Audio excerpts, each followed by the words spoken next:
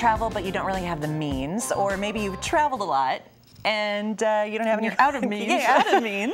You can always grab a book to have more adventure, right? And it's this time of year that, you know, you don't really want to necessarily travel. You want to sit in your armchair and read about places and enjoy things vicariously. That's right. Dee Robinson from Village Books in Fairhaven, and you have some books to recommend. A few weeks ago, Nancy Pearl was here with her new book, Book Lust to Go, which is a book in which she kind of chronicles books by their locale and books that you want to read about for various locations. And it got me thinking about how fun it is to go places that you can't really go or don't want to go, but you want to read about and you want to know about and enjoy vicariously. Exactly, exactly. So some of those, should we start over here? Well, or do you want to start over there? I want to start here because this is a book that Nancy mentions in her book, and it's kind of an interesting thing. This is called Finding George Orwell in Burma by Emma Larkin. And Emma Larkin is a pseudonym. Burma is a place that you probably don't want to go. It is not necessarily the best place for travelers. In fact, journalists are not allowed there. So she, or maybe he, I don't know, went surreptitiously and was able to talk to people for whom there are severe penalties for talking to journalists. But she was able to put together this wonderful book about Burma, which is now called Myanmar, and give people a sense of what that country is like. And so it's a way to travel to a place that you probably are not going to go, and to read about it and really have a sense of what's happening there now. Interesting. Okay, and then you want to move on to Why not? This one? An Embarrassment of Mangoes. So this is a Caribbean interlude is the subtitle.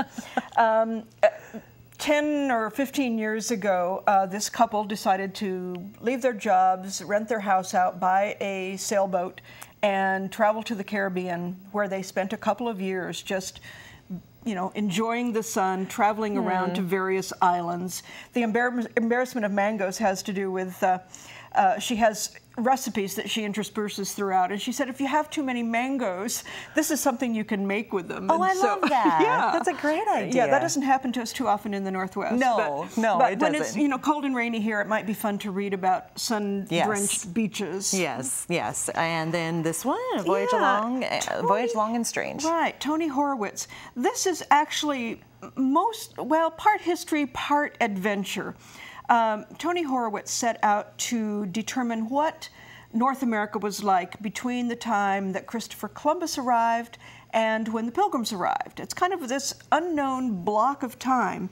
And so he set out on road trips, kind of following some of the early explorers and trying to figure out what it was like in North America then. Wow. So it is kind of his experiences in this road trip, or a long road trip, I think. And so you do learn a lot about early North America, as well as, you know, the travel adventure. Yes.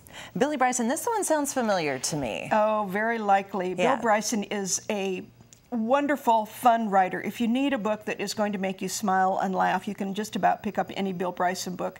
This particular one, Notes from a Small Island, is about Britain. And he is an American. He was born in Iowa, but he lived almost 20 years in Britain.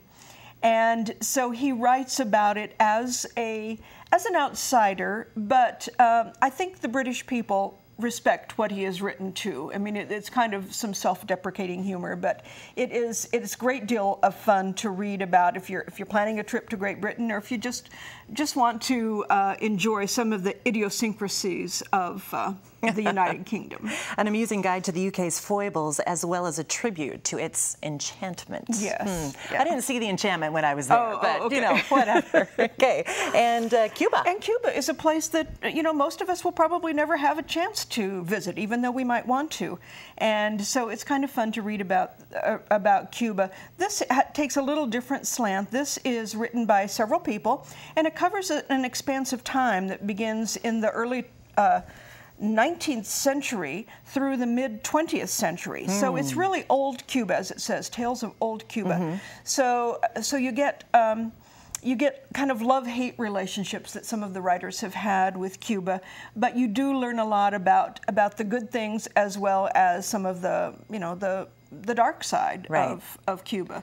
But it's an interesting look at a country that, as I say, a lot of us will never see, even if we want to. Because Cuba is one of those countries that has a lot of romance, but also a lot of politics, there's both a good and dark sides. So you can learn a lot from that book. All these books and more at Village Books in Fairhaven. Thank you so much, Dee Robinson from Village Books. And remember, you can always experience more at KVOS.com.